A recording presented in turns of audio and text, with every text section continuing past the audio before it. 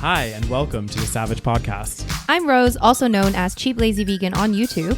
And I'm Daniel, one of your favorite guest stars on Cheap Lazy Vegan's YouTube channel. We're two friends who love to talk about the latest trending topics. So get comfortable and join us while we give our SaVeg take on just about everything.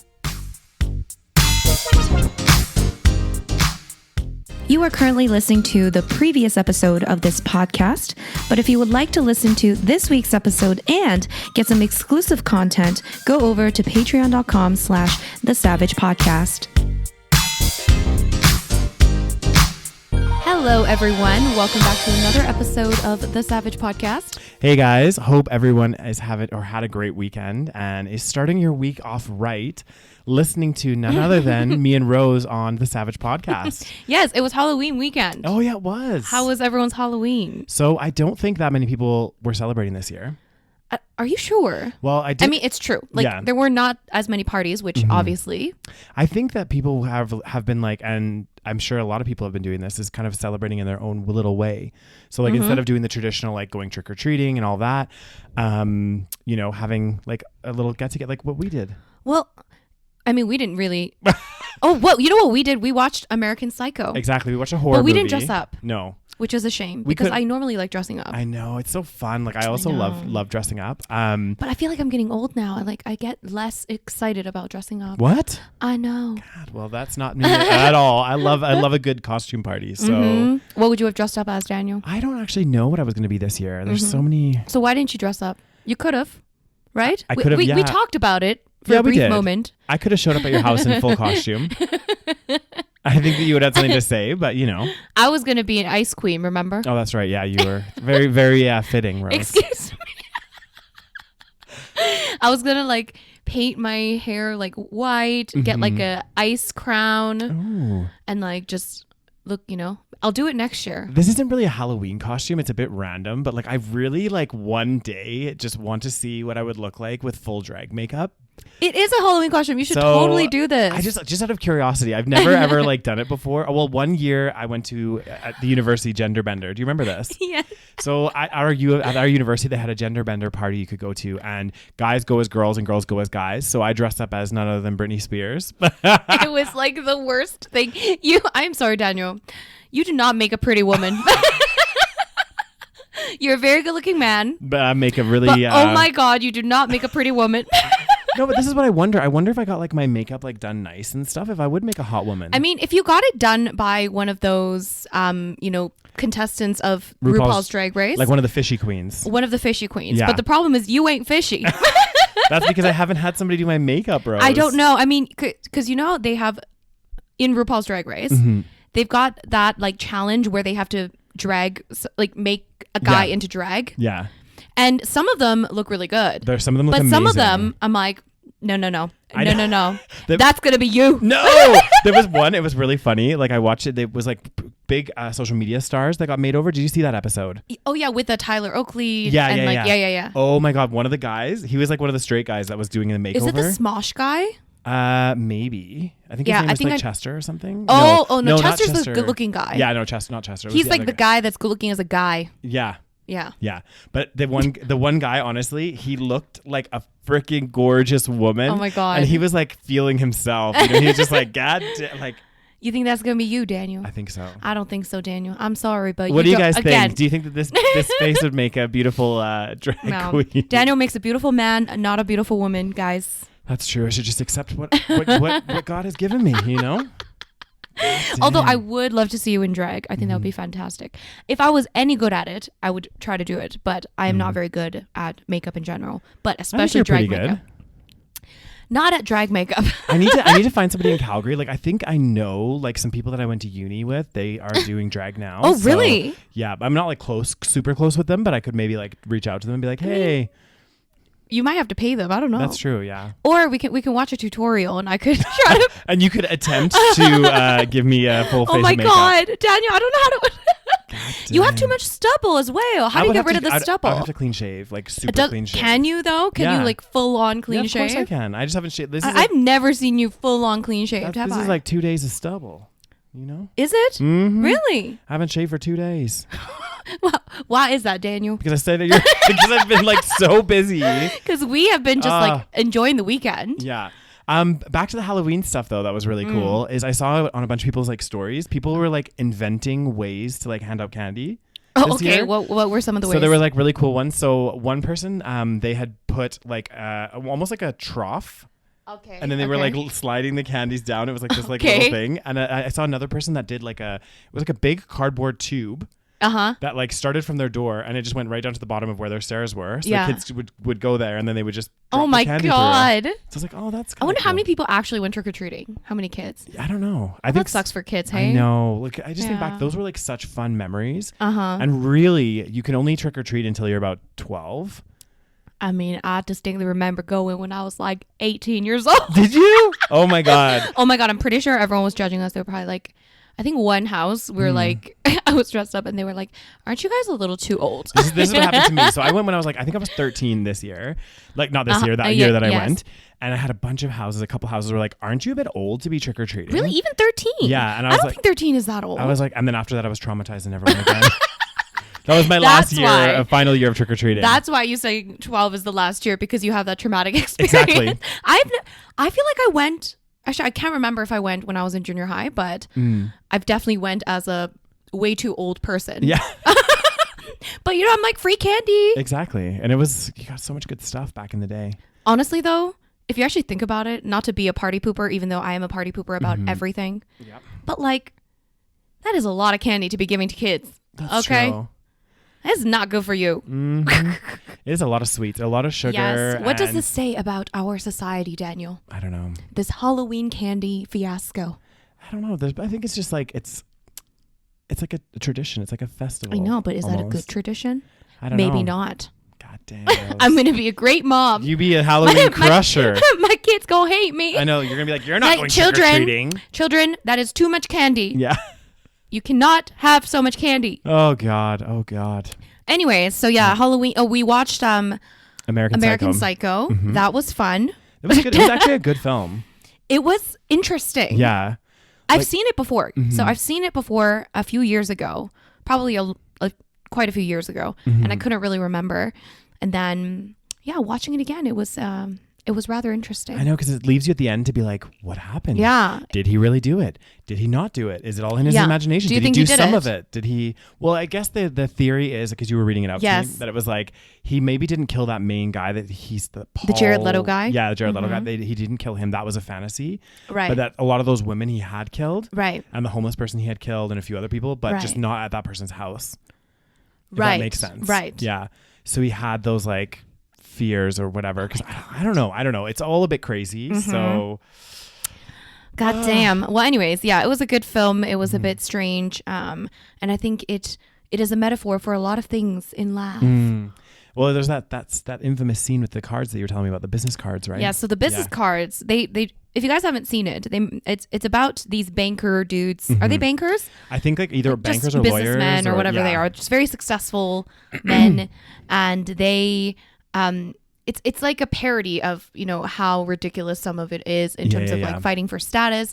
And one of the things that they do is they like obsess over each other's business cards and like how fancy one of them looks compared to the other, and they like get jealous of each other's business cards. And it's obviously ridiculous, but it's just like one of the symbols of how ridiculous our materialistic society and there were so many moments like that in the film as well. They were all like kind of subtle, but they were there. The business card was like really there, but like also there was like a lot of scenes that focused on making a reservation at this particular restaurant and about how difficult it is and nobody can get a reservation there.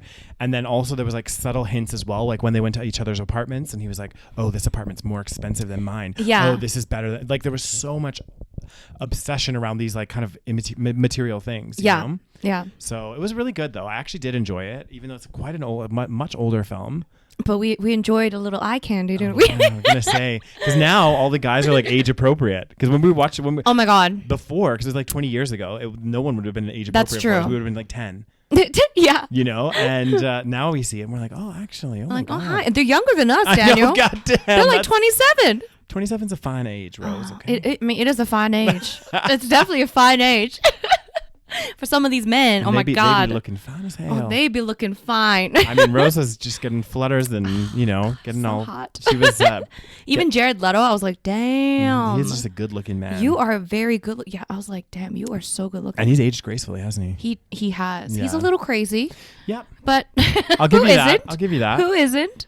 I feel like it takes a certain kind of crazy person to get into Hollywood, you know?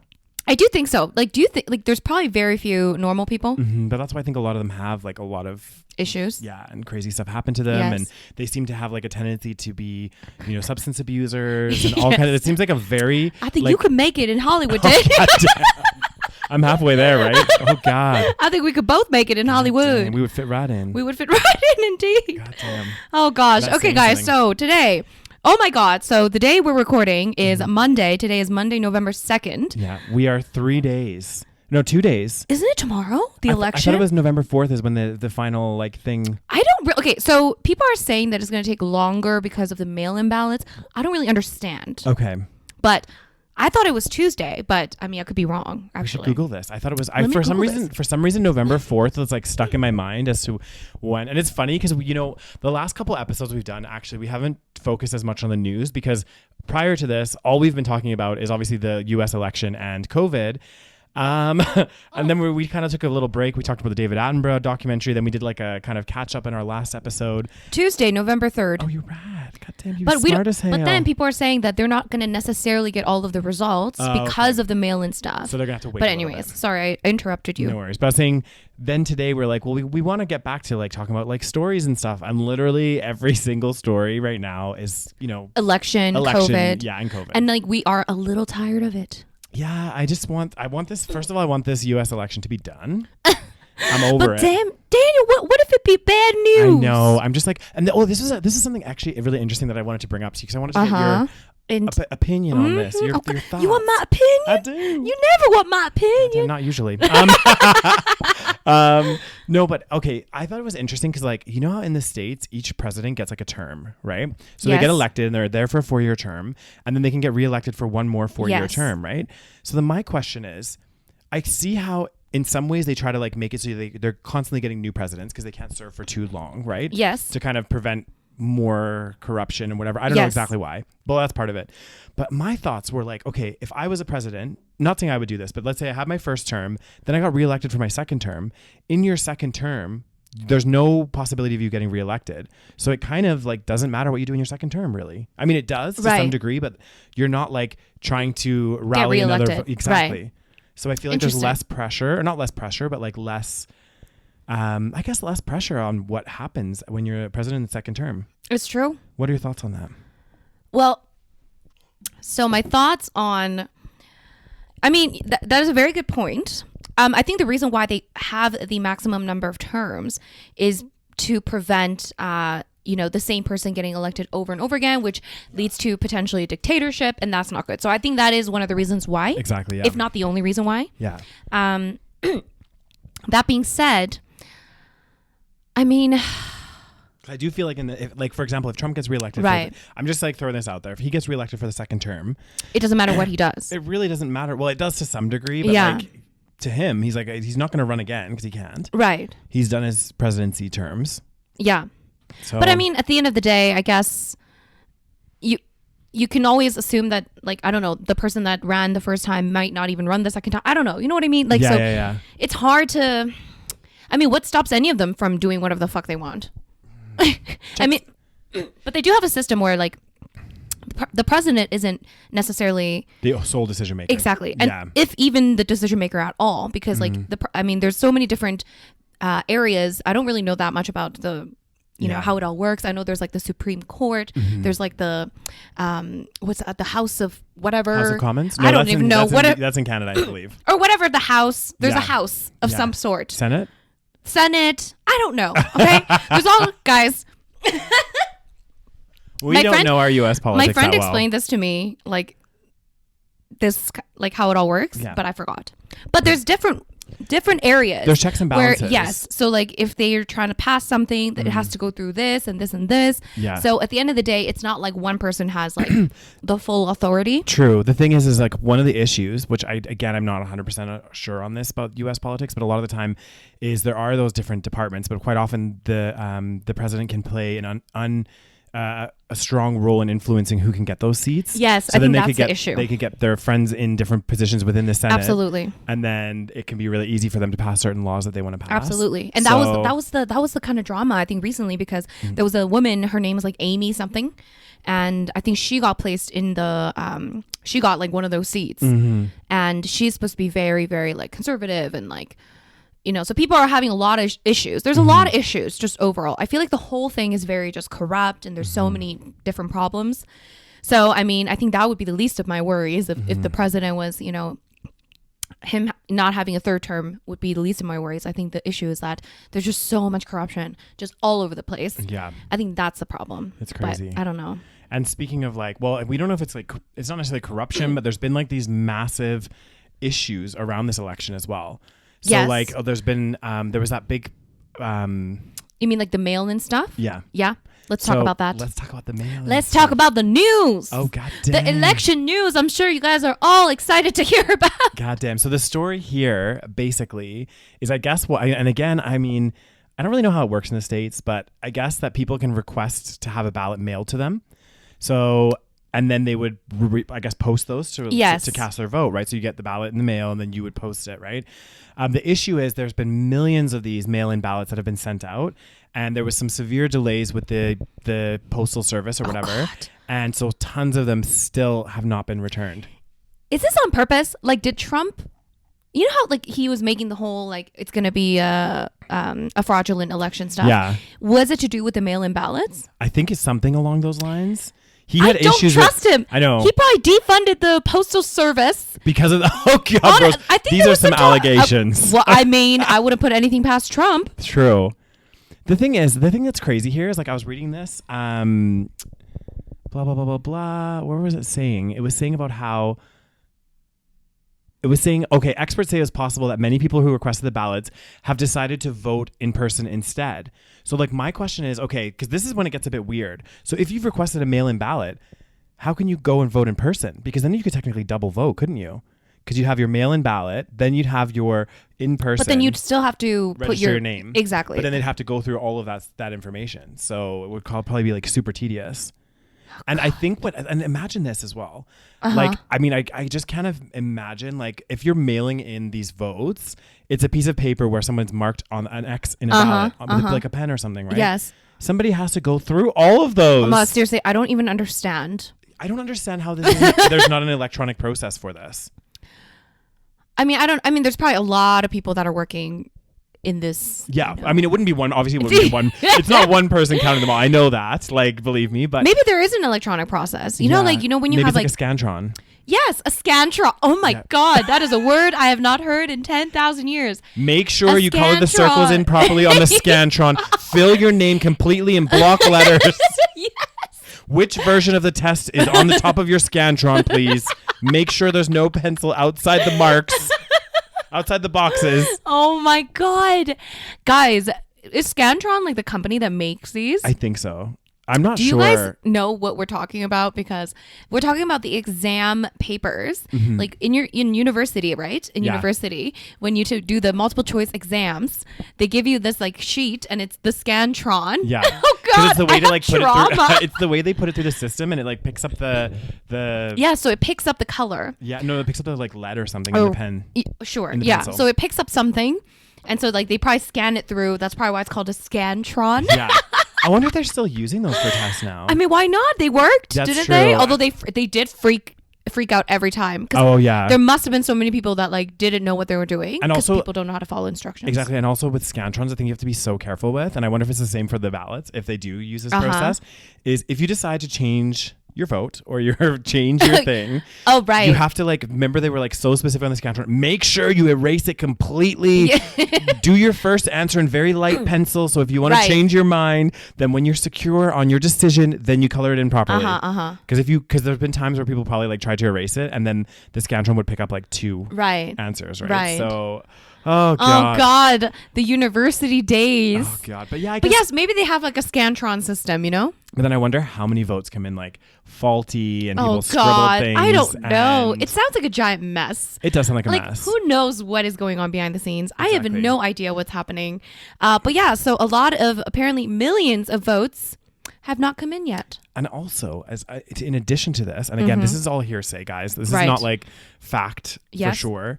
But I heard rumors. So, you know, we had talked in a previous podcast about Kanye's presidential campaign. Oh, Lord Jesus. So apparently he was on some ballots. People were confirming they saw him on ballots. And the assumption was, or not the assumption, the theory was that the reason that he was on those ballots is he's like working with Trump.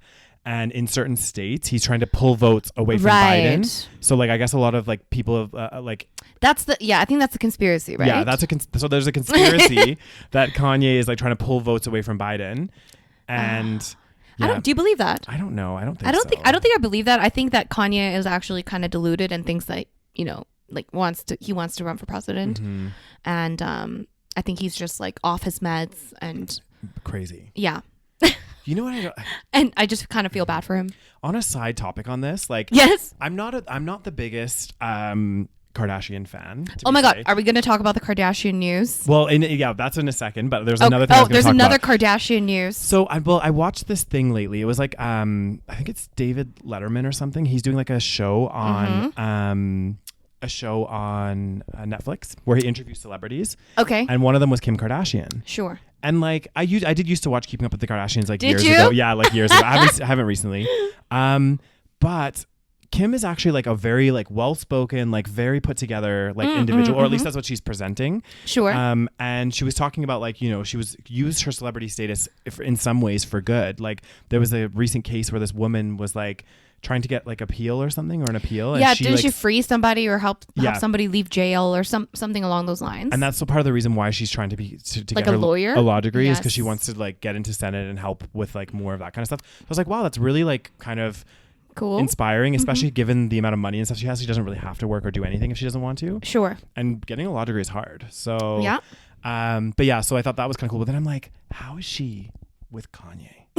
Like I don't see the dynamic, because she's like this well put together, really like seems like quite a nice person in general. Oh, you're being very kind to Kim Kardashian. No, she seemed like so sweet on this interview. I was like, oh my God. Again, we don't know how this person is. Exactly. We don't know exactly. But she just, anyway. She does seem, somewhat put together. Yeah. Yes. Given her celebrity status and how big she is, she seems more level-headed than certain other people, I feel like. In some ways. Yeah, in some ways. Yeah. Sure. Then she posts about islands as well. About going. Oh my God! Yeah, and then she posts incredibly out of touch. I mean, if anyone in this world is out of touch, it is the Kardashian family. Yeah, let me just tell you. That's very true. She posted recently in the last a few days ago, a tweet. And I think it was a tweet or some kind of, she posted photos of her celebrating was it her 40th birthday or something? She was celebrating her birthday, and she decided it was a great idea to, fly herself and a bunch of their friends to a private island. Fine. You know what? They're rich as fuck. The world is fucked up. These people can do this while everyone else is starving. Great. Yeah. And then she decides to post it and write something along the lines of like, oh, during this troubling times, I know that something like this may be out of reach, may seem out of reach for most of you right now. Yeah. It's like, but, we just wanted to have a good, I'm just so humbled by my my privileges or whatever. Yeah. Like, I'm so privileged. I'm like, oh my God, you are so out of touch. So true. As part of that, like, so she posted all those pictures, and like, obviously during this time, you're not supposed to be having these like big get-togethers and stuff. And she was like, I guess in one of the posts, she had commented like, oh, by the way, guys, everybody 2 weeks prior to this party was quarantining Everyone got tested before they left to make sure that, you know, we could all party on this island as if COVID wasn't happening, right? Like they could all be together and whatever. And I was like, well, hang on a second. Pretty much all the people that went to this party, they've been posting on social media like the entire 2-week lead up to this party anyway. And none of them have been quarantining. They've been at fucking fashion shoots. They've been doing all this stuff. I'm like, come on, who's actually been quarantining? Right. Like, really? Like, do we believe it? Exactly. I mean, maybe they got the I'd like to see the receipts. Yeah. Maybe they got the COVID test before they went. Great, whatever. But still, I'm just like, oh. Oh my God. Like, it is just the amount of wealth that some people have. It's insane. It's insane. Mm-hmm. So anyway, I mean, speaking of that family, shall we go to their next story? Oh, yes, we shall. So there was another scandal, of course. Mm-hmm. Kendall Jenner, another one of the Jenner/Kardashian members. Yeah. Apparently, she had a Halloween-themed 25th birthday party. Yeah. And she invited a bunch of people. And there was a bit of drama, especially since the COVID situation is getting worse and worse and worse. It seems, especially in the States. And the funny thing is, so this happened like a little less than a week after Kim's 40th birthday. So we have Kim's 40th birthday on the private island with a bunch of people. Then now we have Kendall Jenner's birthday party. So she held a costume party with a ton of people, probably more than was allowed. And apparently, this is where the scandal gets really kind of bad. Is somebody like, I don't know for sure if this was at her party, but somebody allegedly took a picture and there was like a sign that said, you know, we're all here to have a good time, whatever, but like whatever you do not post this on social media. Oh shit. Because obviously she doesn't want people being like tagged and shown at her party. But they did. So they did post on social media. Yeah. Okay. And somebody posted the actual picture apparently. of the sign that says don't post. Yeah. So there was backlash. There was definitely backlash. And well, I read something that somebody said, which made a lot of sense. It's basically, it's not necessarily, even if like, let's say they all got tested and let's say it is true that they, you know, they're all clear, whatever.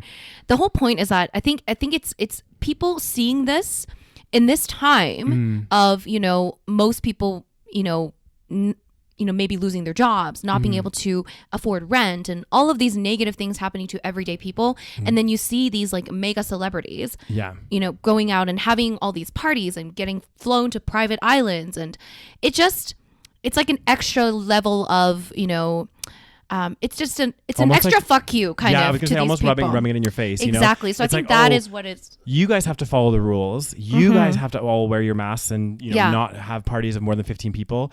But you know what? We're gonna fly everyone to a private island. We're gonna have our big parties. We're gonna do what we want. And even if you're right, like even if everyone's being tested and like, do you know what I mean? It's like it is like an extra fuck you. Yeah. So it's just like a little icky, and it makes people feel just like. It exacerbates the kind of inequality even more so because of the fact that it is a pandemic and they get these special privileges that other people don't get. Exactly. And the whole idea, or the whole notion of someone being an influencer, right? Is that you influence other people, right? So in some ways, right? So if you're on social media and you're these like super famous group, like family doing that stuff. Yeah. Other people are gonna think that it's okay. Sure. Even though they're not gonna be able to afford to have the private island and whatever else. Or get testing for everybody. Exactly. So like, what is that even? So they're gonna be like, oh, well, we're just gonna do our own little party. Do you know what I mean? Yeah. So it's just making the problem worse. And like, we're seeing this in so many countries. Like the cases are just still going up. It's insane. Like one of our friends is in the UK. God. And they went back into quarantine, lockdown, which is, I mean, they probably needed to because the numbers were absolutely insane. Well, it was crazy because we looked at a graph, and don't quote me on this for sure, but I seem to remember it was like during the height of the pandemic in the UK, they were getting like 3,000 or 4,000 cases a day, and they were like freaking out. They were like, oh my God, this is so bad. Went into like a little lockdown. That came right down, and you see the graph kind of like go down a little bit and whatever. And then all of a sudden it just has skyrocketed to the point where I think they're getting right now like 20,000 cases a day. So like it's crazy. And it's funny because like in Spain it's almost the same, I think, as well. When I was there at the height, it was like 8,000 cases a day or something. And I think they're somewhere around the same kind of like 20 or oh God. 15. Are they back into lockdown as well? I'm not sure. That I don't know. I heard there's curfew in place in some areas, and they're like a lot stricter. A lot of the bars are only open till like 10. Things that's like just that. breakfast time. I know. So a lot of so it's gonna be it's a weird one. It's a weird one everywhere. Like even in Canada, in Ontario, they've locked down again. Yeah, I think maybe not fully, but they've definitely implemented more like back. Yeah, they went back to like stage 2 or something like. Yeah. Mm-hmm. Well, it's crazy. I mean, yeah, even across Canada, but I guess it makes sense. Like certain regions of Canada are pretty bad. Yeah, and it's like that with any country. Like if you have, and most countries have this, where they have like certain cities or areas where there's like a really high concentration of people, so they might have to be a bit stricter in that area versus like the farmlands. Like, I mean, I would say like you can't, especially in a country like Canada, you can't like blanket across a thing because like, you know, up in like the Northwest Territories or something where there's like a lot less people. Yeah. There's like 3 people that live there. There's more than that, but yeah, like they just wouldn't have to have the same rules. And it's same for like us right now. Like we're pretty lucky. Like we can still, you know, go to the bars and like have a drink in like a patio or even inside, and there's like plexiglass and things that are like dividing tables, so we can still do that for now. We'll see what happens. Do you think I'm a bit concerned. You think we're going to go in lockdown, Roses? I really hope not, but at the same time, I am a bit concerned. Yeah. And and also I'm more weary about going out and you know, going to restaurants. I still do, but I try to avoid it more than, you know, I go. So I don't know. It's all very weird. It's such a weird thing. But it's been like almost a year since this whole thing started. It's crazy. I'm like really, really hoping like that it's going to be fool's hope, but like by at least next summer, things will be back to normal. Oh God, I don't know. There's only about 6 months left. I know, it's crazy. Like one of my good friends is supposed to get married next summer. I know, and you want to go to Europe. Well, that's where she's getting married. So yeah, I got to go, but I don't have to. Obviously, I'm not going to go if I can't. But it's so sad. Well, I mean, you could get flown on a private jet. Yeah. And just go to a private island. Yeah, perfect. And yeah. Yeah, well, let's do that. That's a good plan. Maybe not right now because you know it's hard times right now. Right this second, I can't quite afford to do that. But you know, next in the 6 months, I'll definitely. Me and all of my friends will be flying. Private jet to an island, which I'm really excited about. Private island though. It's insane. We'll get COVID tested as well. Oh God! And even just reading this article about Kendall Jenner, and it's saying, Entertainment Tonight reported that every person attending the party, including employees, had to have a rapid coronavirus test on site with a negative result. That itself is just so like, you know, you just had coronavirus testing on site to have a Halloween party. Exactly. But and also this whole idea of doing this rapid test, one of the things is they don't know that much about this virus, right? And they were saying that quite often what will happen when you get these false negatives is quite often the rapid tests like don't work properly or something. Right. Or like maybe they've gotten better, but I remember before it was like sometimes it takes a little while for enough of the symptoms to be showing. So you could still kind of be contagious. I heard that too, yeah. But like you wouldn't have enough because the way that the test works, from my understanding, is like you have to have a certain number of virus or cell count per like a certain whatever. And it was like if it was below a certain threshold, it was like 4,000 or I don't remember what it was. Yeah. Then you would test negative, but you could still have it. Right. You could have like it could be. That's the thing. Yeah. That's the weird thing about these tests because I've heard the same thing because I know that in Korea, for example, like let's say I flew to Korea right now. Yeah. They would give me a test at the airport and they would still make me quarantine for 2 weeks because they say, again, you could have had a false negative. Yeah. So you just don't know with these things. Exactly. So it just seems, because they did say that, and that's part of the reason why the quarantine period is 14 days is it can take up to 14 days, I think, to show symptoms. I think so. Like I could have it, I'd get tested negative, and then 10 days later start showing symptoms. You know what I mean? Yeah. So. Yeah. It's like, I don't know. It's just very, oh God. There's nothing to talk about but COVID. I know it really is. It's really sad. I know. And it's funny. And we've been talking about it for almost a year. I know. It never stops. And the thing that sucks too is like also I'm getting so pissed off with the news because like literally every single day. You're just tired of this. Yeah, every single day. And also I feel like even like in Calgary, I feel like some of the terminology that they're using is like fear mongering. Like what? Like one of the things that really pissed me off is apparently, so that when the kids went back to school, They have this thing now where they'll obviously let the parents and people know if there's cases that get brought up in the school. Sure. And it's considered an outbreak. Guess what would you think if someone said, "Oh, there was an outbreak in this school"? How many cases would constitute an outbreak? Do you think? Like, if you heard the term outbreak, like, what do you think? 5? Okay. That's less than I thought. Oh, really? I thought it would be like, if it's like an outbreak, to me, that's quite a powerful, like, there's a huge... Oh, is that a powerful term, you think? I think, and I would What else would you say, though? Like a case? There was a couple cases. A few cases. Okay, Yeah. so what qualifies as an outbreak? Well, I don't know, actually. Well, okay. according to like what the Board of Education has defined as an outbreak is 2 cases. Oh, okay. So they can be like, this school is having an outbreak, and it freaks people out, right? Because people think, I think, like, when I hear outbreak, and maybe people, you guys listening, it might be different for you, like when you hear that word, but I think like probably like 20 cases or something. Like, there's been a huge, like, an outbreak to me is huge. Like, like it's like a, it's an outbreak. Yeah. I mean, you're right. It does. Outbreak should have a pretty like big. Exactly. It shouldn't just be like 2 cases. That's true. So I feel like there's like these terms that we're using in the media where it's like, it's just like creating this like constant like thing. Hysteria. And then, the whole thing is the news. It's either, and it's the same for us though in the podcast because we keep talking about this as well. But it's like in the news, it's like, okay, this many cases today. This is what's going on. We're having a skyrocket of cases. There's been 5 more cases today than there was yesterday, you know? And I'm like, okay, well, it's not really a skyrocket, is it? Yeah. There's been an outbreak at the school. Yeah. There was two recorded cases.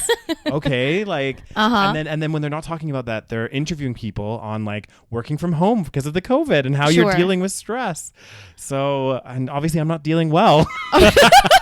Are you going to be okay, Daniel? I don't know.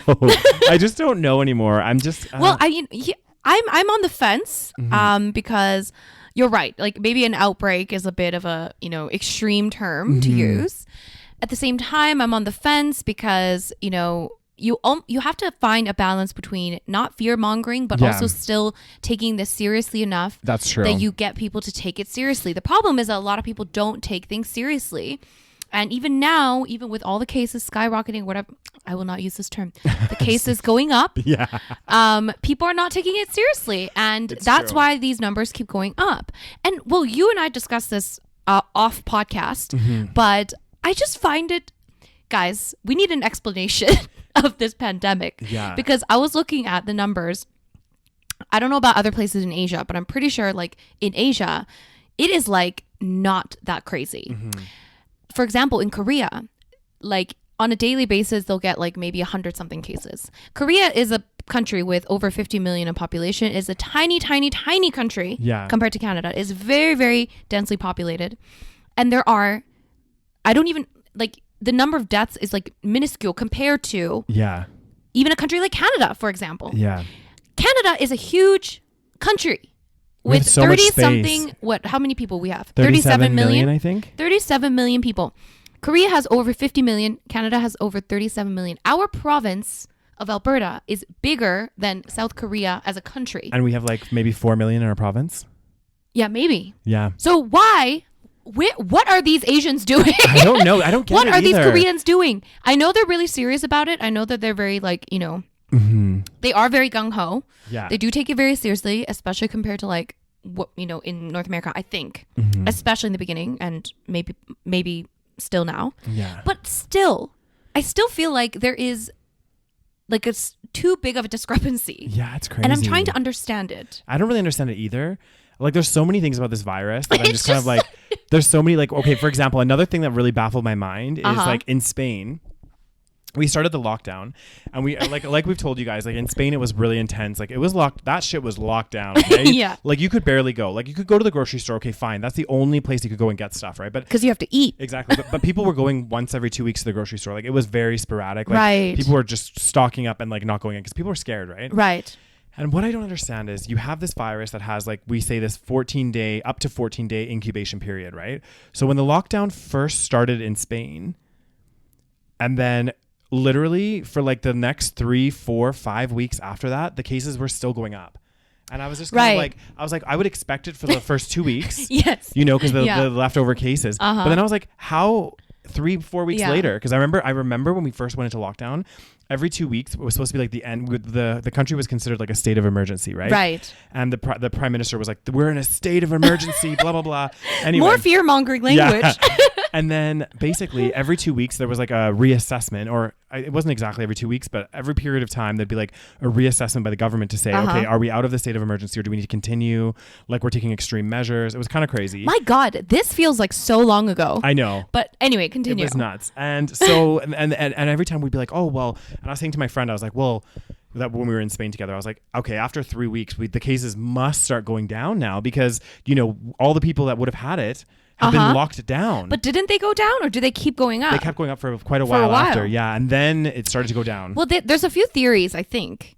And I think, well, first of all, you are technically still going to the grocery store. So you could potentially get it there. Again, don't know. Okay. Another theory is that they actually do say that it could stay in your system longer than 2 weeks. Like dormant. I don't know. But like the 2 weeks, I think it's just like maybe just like an estimate. Thank you. But we don't know. Oh, goddamn. We still don't understand this goddamn virus. I know. And it's scary too because people are talking about how like after you get the virus, some people are having like lingering impacts. This is what's another scary thing because, young people are saying like, oh, you know what? Like, I don't really care if I get it. I just don't want to give it to like, my parents or grandparents or whatever. Fair enough. But at the same time, I don't want to get it either because it doesn't sound like a fun time. It does not sound like a fun time. And you could potentially have long-term, consequences. And I've seen like healthy young people get it and they do like go through a lot of pain.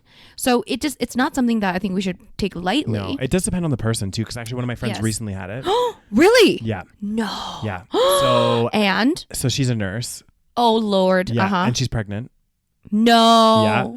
And she had it and I was like, oh my God, like she's like she's fine now. And she was like she said for her, like it was for 2 weeks, about 2 weeks it lasted, and she said for her it was like she was just had like a lot of aches and pains everywhere, right? Like just really feeling achy and sore, and she said she was like just exhausted.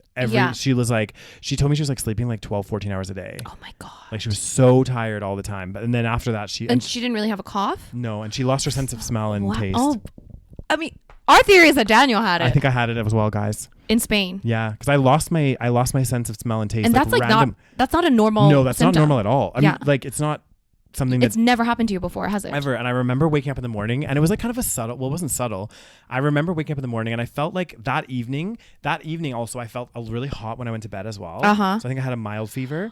Nothing crazy. You had it, Daniel. God damn, I don't know. Okay, Roses. God damn, you be immune. No, but and this is another thing. Apparently immunity only lasts for 5 months. Shut up. 5 or 6 months. They're saying now that like if you get it, you can get it again, and like, oh God. This is crazy. Anyways, okay, is there any non-COVID news? Because people probably sick of us talking about this. That's true. Goddamn virus. Well, there's a little interesting thing where they're saying that water exists on the moon. God damn. Did they just recently find it? Apparently.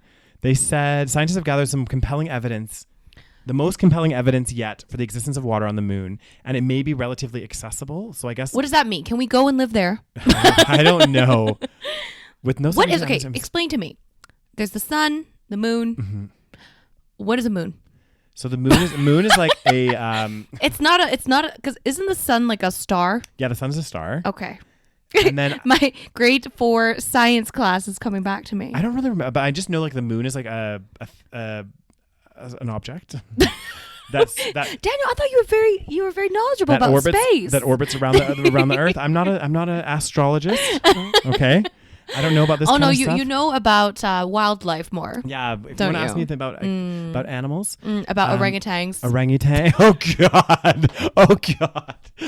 Did we talk about the orangutan thing in our Patreon exclusive? Oh God, you guys. Should we talk about it? No, I think that's... Guys, listen to our Patreon exclusive. Go join us on Patreon. Patreon.com/The Podcast. Yes. You're missing out if you're not. Oh, God. You will find out things that you didn't want to know about orangutans. You'll find out a lot of things. Yeah, it's something that might disturb you, but also is very interesting as well at the same time. Oh, my God. Every time I see orangutans, I just will never... I know. I can't see them the same way. And it's sad because I was like, the whole reason this orangutan thing came up, because I remember we were talking about like traveling or something, and I was like, oh, I'm really excited. Like, I want to go to Borneo, and I want to like like go to one of the orangutans conservation areas, and like you can go to these like amazing like conservation parks where they like take care of these orangutans and stuff. And then we came across the orangutan story. Oh God.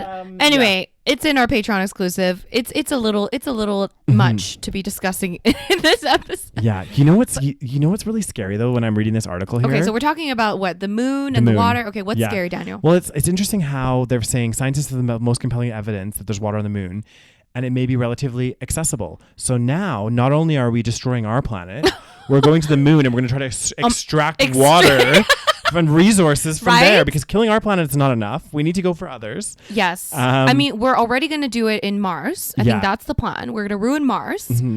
And we're also going to ruin the moon, apparently. Yeah. Apparently Mars has water. Like that's been proven. Right. I think it does have like and they were going to get people to live there, remember? I think that was a thing, but because eventually we're all going to have to leave planet Earth. What do you mean? Because we're going to kill this planet. The trajectory that we're going is like a scary one, okay? You're like, what? You're like, eventually we're going to have to leave planet Earth. I plan on staying here until I die. Yeah, well, we probably will. Oh God, but our children. Lord help us. They might have to be the first settlers of Mars. Oh my God. And they'll see our planet Earth burning in the background, you know? How long do you think it'll take in Earth time to fly to Mars? I have no idea. Like, how does that work? That's another thing that's kind of trippy about space is like... Right? The time is not the same. No, you like travel because they said like you could actually...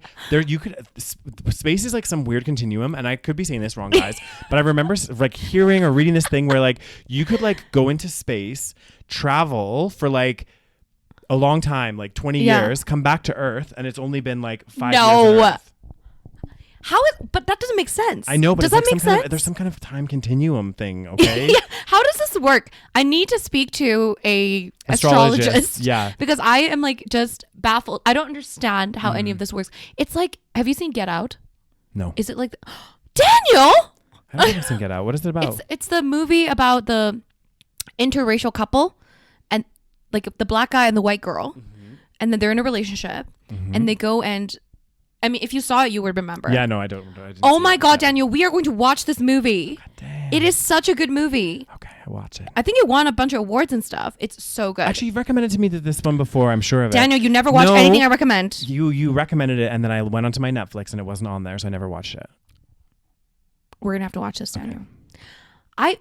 Well, it was on Netflix before. But it's not anymore. Anyways, so there's one part of the movie, which I won't ruin it for you, but they talk about this thing. It's called the sunken place. Okay. Oh, God. And basically, it's like this, it's like he's like floating in space or something. Yeah. And they call it the sunken place because it's like he can't like escape it. Is that space? God damn, that could be space. The sunken places. Oh my God, you need to watch it. This is such a good. It's so good. Sore shoulders. Okay, this is sensitive. Oh my God, honestly, that movie. I have to watch it. Yeah, it's so good. You guys, you know what I'm. If you've seen it, you know what I'm talking about. Anyways, okay, so let's also talk about the drama. This is a YouTube drama. YouTube drama. You guys know I am I am the reporter for the YouTube drama. Yeah, we're taking a break from the COVID and American voting news. Oh my God, honestly. So what's going on in the YouTube sensation world? So apparently, big YouTuber Tati Westbrook, who is a beauty YouTuber and co-founder of so she is being sued by the co-founder of her beauty vitamins company. It's called Halo Beauty. Oh yeah. So this is insanity. No, so what I understood is basically what had happened, and let me read this. Okay. Let me read some of this. Beauty YouTuber Tati Westbrook and her husband are being sued by their business partner who alleges fraud, negligence, and breach of fiduciary duty in how they handled Westbrook's company, Halo Beauty. So apparently they're being sued by the third partner of the company. And so it was a beauty vitamin company. Yep. And apparently Swanson, who's the person that's suing them, alleges that he initially owned 50% of the company, but shortly before launch, the Westbrooks came to him asking for a greater share. Yeah. Okay. They wanted to split it 3 ways. She wanted her husband, and this guy to share it. Okay. So then the deal was that Swanson would give both Westbrook and her husband 33.33% each. So again, third, and giving them majority control and leaving him with 1/3 of the company. In exchange, apparently, Westbrook told him she wanted to expand Halo Beauty to include skincare, cosmetics, and other products. She wanted to build a whole big thing, blah, blah, blah. Apparently, that's not what happened. Although Westbrook did go on to launch makeup, including eyeshadow palette and beauty blenders, she did it outside of Halo Beauty under the name Tati Beauty, which left Swanson out of the deal, apparently. Yeah. So basically, from my understanding of what happened is like, it would be like, Yes. you know, if me and you were 50-50 in something, Yes. then you're this podcast. Yeah. And then your husband was like, I want 50%, or not 50, I want to be involved. Then we cut it 3 ways. And I'm thinking, well, this is a shit deal for me. But you're saying, no, don't worry, because we're going to release a bunch of other products on this line, not just the vitamins. Right. So you're actually going to be better off in the long run because you're going to make a shitload of money. Even as a third, we're all going to do really, really well. And then goes on to launch Tati Beauty separate from Halo Beauty products. Right. So I think in a sense, like we would have to see the actual contract of what they had. Of course. Because I think this is a lesson to learn. I don't know whether the Swanson character, if he had this in writing or what it was, but like as bad as this sounds, you can't take somebody's word at face value, I guess. Yeah. Like if you are going into a partnership, you need to have like a strict like contract. Do you know what I mean? Like especially when you're talking very strict. Exactly. Especially when we're talking about like the kind of money that this is like millions of dollars, right? So this needs to be out in writing, and because otherwise actually Swanson could try to sue them, but if he has no grounds, this could be, you know, if he can't prove that she was going to launch these products under Halo Beauty and not start her own brand, then you know, he doesn't have a leg to stand on. He can't actually sue her. Yeah, because like maybe they just like talked about it. Maybe they're just like, oh yeah, maybe I want to start a makeup thing. Maybe I want to do this. But if it's not on paper, then well, you know. Because it would have had to be in the contract to say, because the contract would have said how much each person got. So if it was a third, then it stipulates in the contract that the signing parties acknowledge that, you know, any future cosmetics and blah, blah, blah, blah, blah will be released under this brand or something like that. Yeah. Maybe not any future, but like future, I don't know. There would be wording. They'd get a lawyer involved. I don't know this shit, but. Oh my God, there's so much drama. Like I don't know what is going on with this Tati character. I feel like she has drama with so many people. Oh my God, it has James Charles. Yeah, that's Jeffree this Star. Whole Halo Beauty bullshit is like causing her so much. But drama. I also see, is she part of Sugar Bear Hair too? Because I think there's drama with Sugar Bear Hair. Okay, no, let me explain to you the original drama. There's oh my God, this drama is huge. There's so much. So the original drama was that basically Sugar Bear Hair is a competitor of Halo Beauty. I mean, it's not. I don't know if it's a direct competitor, but it's also like some kind of vitamin company. Okay. So what happened was initially this Tati character, she was friends with James Charles, who was like the huge beauty guru on YouTube. Yeah. And he's also very young. So everyone's like, that's kind of weird. Like, why are you friends with like, because she's like 30 something. She's and older. He's like 20. Yeah. Now he's 20. Maybe when they were friends, he was like 18. Anyways. It's a bit weird. Like, I don't know if I could befriend an 18-year-old. I mean, maybe. Yeah. From the same industry, potentially. But anyway. Were they ever really friends, or was it more for like the views and everything else? Yeah. So they were friends, whatever. And apparently they were very close, like whatever. She said she saw him as like a son almost. Yeah. And then the drama was that James Charles did like an Instagram story promotion for Sugar Bear Hair. Yes. So basically, there's huge drama. Basically, he did a Instagram story promoting Sugar Bear Hair, which is like Tati Westbrook's like competitor. Yeah. So then Tati got like upset and like made a bunch of like stories where she was crying because she felt like betrayed. And then she did a whole video like trying to cancel James Charles, and then everyone started unsubscribing from James Charles, and then didn't she accuse him about trying to like seduce a straight man or something? Yeah, she did. Yeah. She went on this whole thing, and then initially everyone like believed her. Everyone was like, "Oh my God, he's crazy," blah blah blah. And then he made a response video, which was very very good, and he was basically like canceling her back. Yeah. And then she got canceled, and it was just like this whole thing. Oh God. Anyways, it was very very dramatic. So and you know who wins in all of this? Each of them, because they get so many views. You know what I mean? Like they all win. Like, well, I don't know about this Tati character because I don't know if she's been and then she posted another video recently talking about like how she was manipulated into making that initial video by like Jeffree Star and Shane Dawson. I mean, this drama, sometimes I feel like it's all fake. No, there is no, like, how do these people live like this? and have so much drama? I can't even handle like a confrontation over, I don't know, like, you know, and then, anything. And then it also begs the question, like, why are you posting this on social media? Exactly. Like, sort out your issues off camera. I know. Like, I just don't understand. Like, sometimes I feel like these people, the ones that are really big on these platforms, they don't really know how to sort things behind the camera. Like, they don't really, maybe they don't even know how to behave. It's like those channels too. Like, and I feel like kind of, I've watched a lot. Like, I've watched them. The drama ones? Not drama, but like, you know, when the couples that like break up and there'll be like the breakup videos. And, right. And I'm just like, oh my God. Like, and I get it. I guess like if that had been their channel, that they were a couple, they feel obligated to like have to break up on camera. That is the worst. I know. Can you imagine?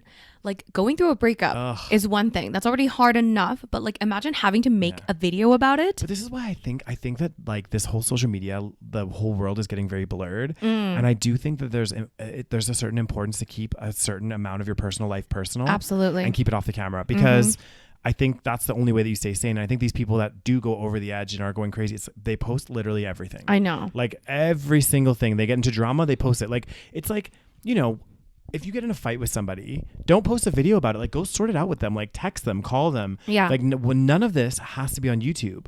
But part of the reason is it could be fake because they're all getting freaking lots of views for it. So many right? views. Like, it's like the whole like Stephanie So and Nikado Avocado drama back then. Like, it's like crazy. Like, just like, I don't get it. You know what I mean? Like, there's just so much. I feel like I would have so much anxiety, like posting that kind of stuff or just putting so much drama and controversy out there. I just can't. Exactly. That's why I keep my personal life private. Yeah, and that's what you should be doing.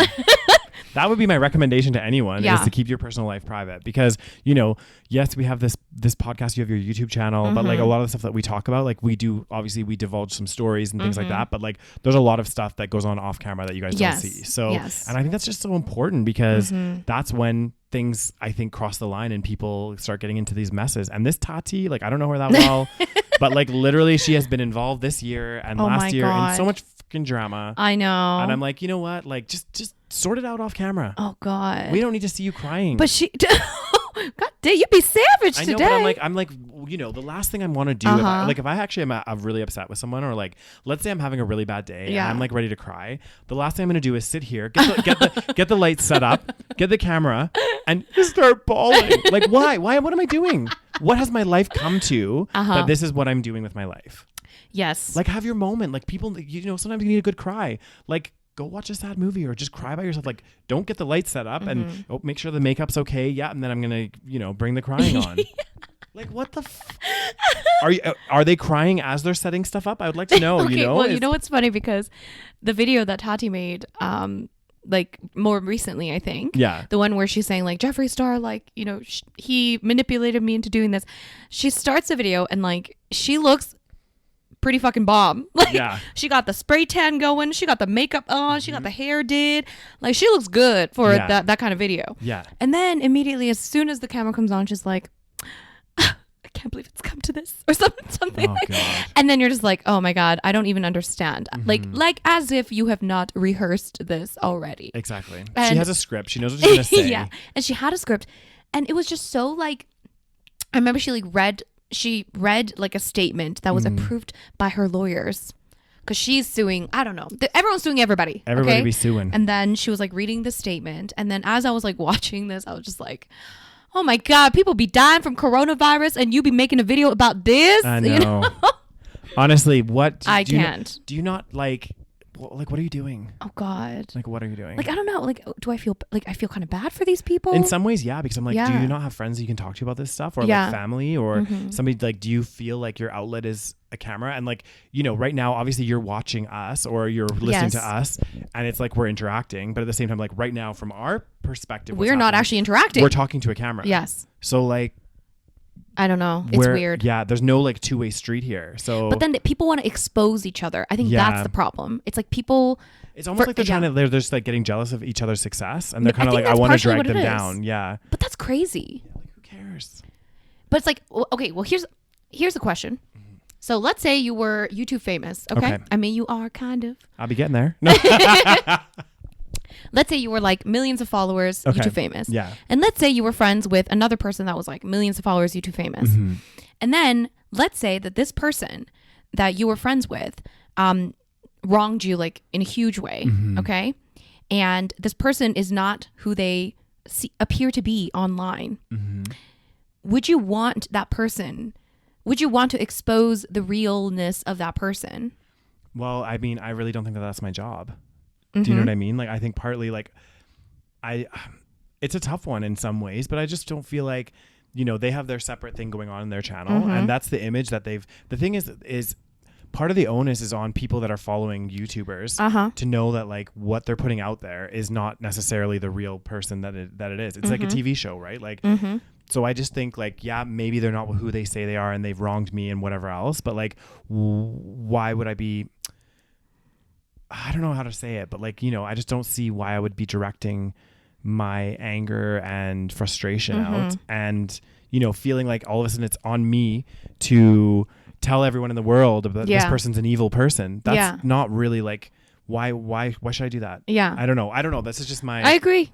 It is a tough one because in some ways you're like, oh, like, you know, millions of people are following this person under false pretenses. Yeah. But then at the same time, like part of the responsibility, and as you grow up, you hope that people become, what's the word? Like conscious and, you know, intelligent individuals that can make their own decisions and know that and take what's going on in social media as, you know, with a grain of salt. Yeah. So I don't know. It would be a tough one. I think, again, if they did something like really bad to me, like that's something I need to talk to them about behind cameras. You know what I mean? Like I would probably approach them and talk to them about it. Yeah. Or like somehow try to contact them.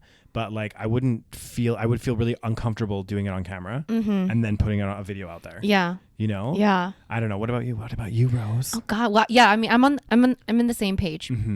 I think a part of me would want to just out of like, if somebody really wronged me, obviously there'd be a temptation to let everyone else know, like, fuck this bitch, you know what I mean? Yeah. But at the same time, do I want to insert myself in that kind of drama? Exactly. I don't think I would. Like I said, I don't like controversy and I don't like drama, and I would probably just avoid this person and just disassociate myself with this person. Yeah. And I've had, you know, issues behind camera with some people, but not really issues. There's been a few things, but I think, like I've never had drama with anybody, but like there's definitely dirt that I have on people. Exactly. If you wanted to, if I wanted to, I could expose some things. Yeah, but I won't because it's like you said, it's not my responsibility. Exactly. It's not my job. And also, like, I just feel like there's between like if somebody does something like, let's say a particular YouTuber does something very publicly, like for example we talked about Kendall doing this party, right? Sure. You can see that.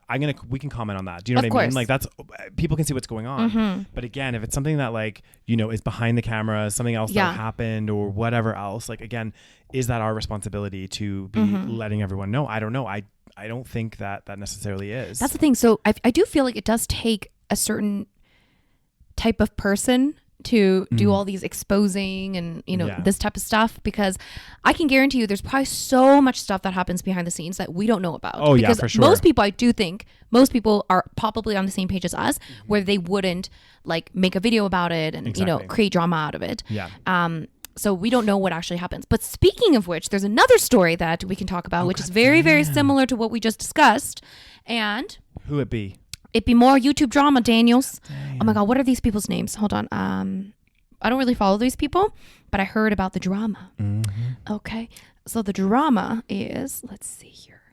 Okay, so this woman named Swoop. Again, it's this beauty goddamn. I feel like the beauty industry is like a crazy little space. Yeah, it's honestly crazy. So this woman named Swoop did a video basically outing another beauty influencer. So Swoop is, I think she's like half black, or she's part black or half black or something. Okay. And she talked about her name is Mikey. Okay, so Swoop is the one that made a video about Mikey. Okay. And she basically like outed some things that Mikey has said that made her feel like she was being maybe not racist, but like racially insensitive.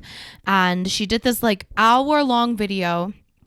And like one of the things was basically like I think Swoop was complaining about how like, oh, it's hard as a Black creator to do this and this and this. And then Mikey was like, well, I don't really get that because I feel like nowadays on YouTube, you have to be like a minority to get, to get views and blah, blah, blah. Anyways.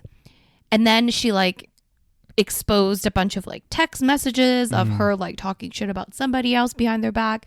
And it was just like a whole scandal. Now, I don't know the full story. Yeah. I don't know. I'm not really on anyone's side. Yeah. But like, this is like kind of the definition of what we just talked about. It's like, would I have made a video? Yeah. But this is the thing that's also crazy with these like drama things. Like, and this could be the situation. I don't know enough about it. But like sometimes there are like legitimately like people that are like maybe a bit too oversensitive or a bit like crazy. Like there's been instances in my own personal life, which I talked about before on this podcast. Like I had a situation where I had to basically sue somebody to get my half of the rental deposit back. And like at least I think in this situation I was quite like amicable and like laid everything out. Like I was like, look, this is the situation, and this person was like, no, you're like, and was like putting it on me, being like I'm crazy, and I was like, what the hell's going on here? Oh like, my god, this is like, but people do this. They'll take something out of context, or something will happen. Like you might say one little, not even a little thing, but like I can't even think of an example. But someone will take such offense and get crazy, right? And be like, oh my god. Yeah, so exactly. So you don't. It's just so hard to even know. Yeah, that's the thing. It's like there's certain cases where like I don't get offended very easily, believe it or not, guys. But a lot of people get offended by things that I would never even think would be offensive. So it's hard to gauge it because like you could say something that like me and you would think, oh, that's totally fine. Like and then somebody might take it super, super offensive. And especially because like, when we were growing up, I feel like things were a little bit different in terms of, what was deemed offensive. Yeah. I mean, if you look at things from like 10 years ago, like things that were was completely normal to say at that time. Yeah, now like, would be completely inappropriate. Yeah. So it's hard to gauge that kind of thing. Exactly. So I don't know. But I did find it a bit, again, I don't know the full story of this, but I saw like little clips of the long video.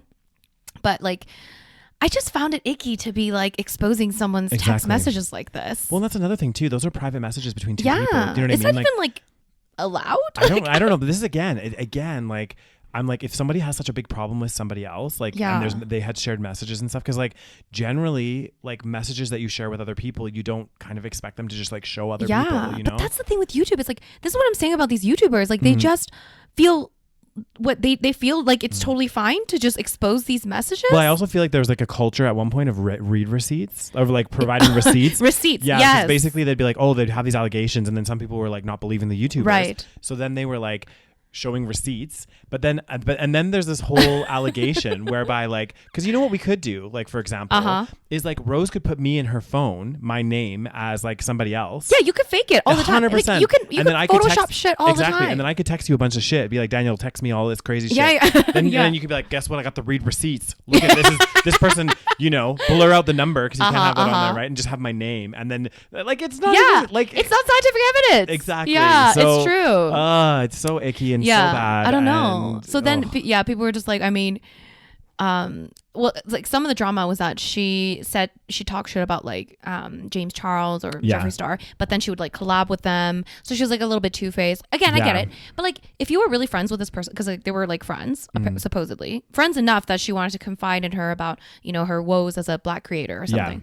I'm like, if you're friends, like why wouldn't you just talk to her and be like, okay, like I have a problem with you doing this. I don't appreciate you doing this. Because she was saying that she was throwing out like a bunch of racial like microaggressions, whatever they're called. So confront the person. So then be like, why are you saying that to me? Because exactly. Like you're not even understanding. Like, but anyway, she did the whole video. Anyway, it was very dramatic. Yeah.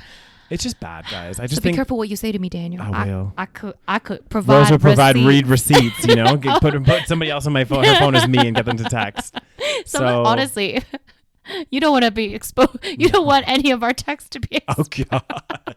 People will just be like, these two are like so uncomfortable, though. I know, and like again, you would think, okay, someone might say, oh, I wasn't comfortable confronting the person. I was too shy about retribution or whatever they might say, and it's like, well, no, you posted a fucking video about it for millions of people.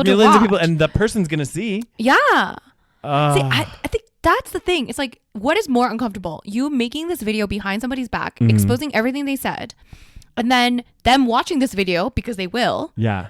versus you just talking to that person. Well, exactly. And imagine like you had a discussion with somebody and they took it the wrong way, and all of a sudden you like wake up, get a notification of a YouTube video that just came out, and it's your friend talking shit about you. All of your friend, again, loosely using this term, because again, we talked about this before, but I think that a lot of these YouTubers are confusing what a real friend is as well. Yes. But like, imagine you wake up and it's like your personal text messages to somebody blasted all over a screen. Oh my God. And then taken out of context. Because this is another thing too about messages and about a lot of stuff, guys.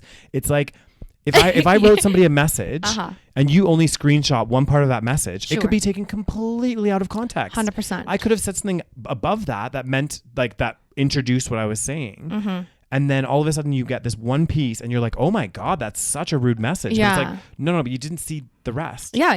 So the context is very important. It's huge. And especially with text messages, because you can't get tone and a lot of other things. Exactly. When you're speaking with somebody. So, and especially because Daniel's very bad at text messaging.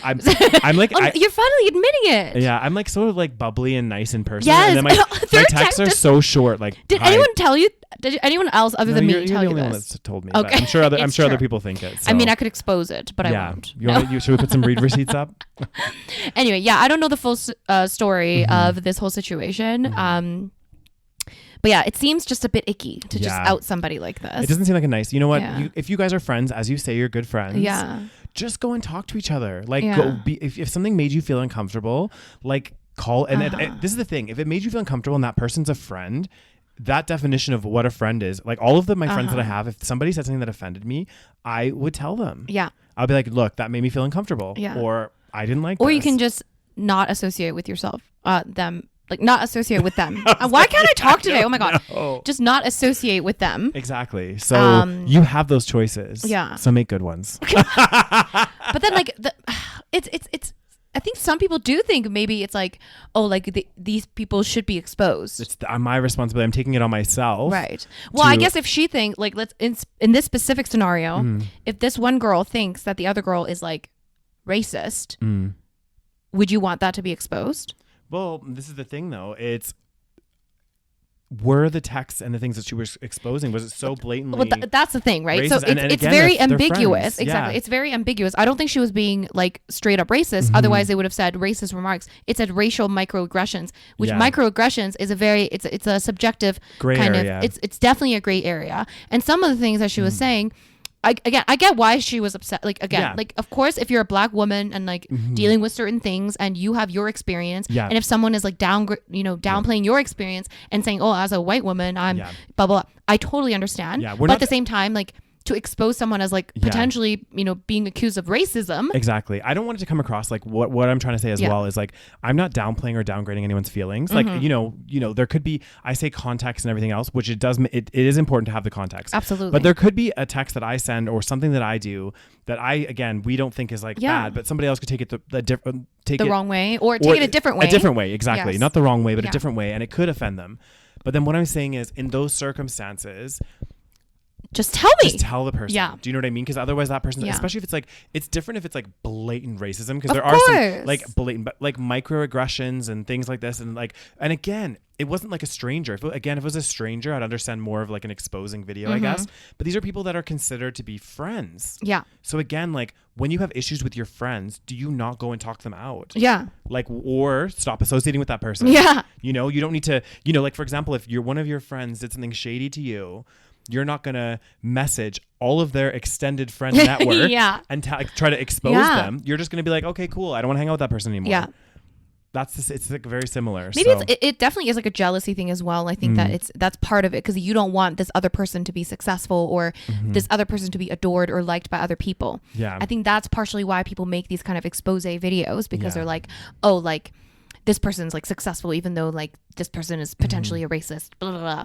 I'm like, oh my, come on, Tati, you're old. You're older. We're talking about Tati. Well, I was just thinking about Tati, but like, she's older than us, I think. She's older than us, dude. And it's like you're getting into drama with 18-year-olds. I know, seriously. Like, it's just tacky. I know, it really is. Like really tacky. It really is. Ugh. Just imagine like doing a video about like some of the things she was saying to you. I'm just like, he's 18 years old, dude. Exactly. Like, imagine how much dumb shit you said when you were 18. Oh, exactly. Of course he's going to act like an 18-year-old. Yeah. Of course you're not going to approve. You are 30-something years old. Okay, he's 18. You're 30 something. But you know, like let's end this in a funny note because I saw this funny. It was like a TikTok. I'm so old. It was a TikTok, I think, and my friend posted it on her Instagram story. And basically, it was this person just like filming somebody, and this person asked like, "Oh, if I were to ask you to what was it? Let me play it. Damn it. Gosh, you are getting old, Rose. You can't remember things now. I can't remember anything. Oh my God. I'm getting so old. I hate when that happens. So that even happened when I was younger, though. I'd forget something. Like I'd go downstairs and I'd be like, oh, I need to get something from my room. So I go back upstairs and then I forgot what I went up there for. Oh, I do that all the time. I was like, oh my God, what? And then I'd go down to the bottom of the stairs and I'd remember again. I'm like, stop. Why? The number of times I've walked into a room and forgotten why I was there. Okay, here's it. If you're calling someone on the phone, what hand gesture would you do? Okay, so the question is, if you're calling someone on the phone, what hand gesture would you do? Now, okay, for those of you watching on the camera, now Daniel, you do. What do you think you would do? Calling someone on the phone. Yes. What is the hand gesture you would use? Like this? Okay. So then, what this person did was she filmed different people based on their age or like when they were born. Yeah. Okay. So the first person was like a middle-aged lady. Yeah. And she did the same gesture as you did, which is basically like your thumb and your pinky straight. Yeah. And then all your other fingers folded, and then you have the thumb at the ear. Yeah. And the pinky at the mouth. Yeah. Okay. And that's how I would do it too. Yeah. And then she started asking like really young people, like teenagers in today's day and age, like 2000, born in like the 2005 or something. Like this? They did it like they were holding a smartphone. Oh my God. You guys, I watched it and I was like, and then at the very end, they showed like, I guess one of the people that was filming it. And he was like born in 1995. And even he did this. And he was like, oh, I feel so old. Yeah. And he was born in 1995. Oh God. So basically, kids born in like 2000, they don't understand the concept of doing this as a phone gesture. Like a phone. Yes. So to them, they were like, they didn't even know what to do. They're like this?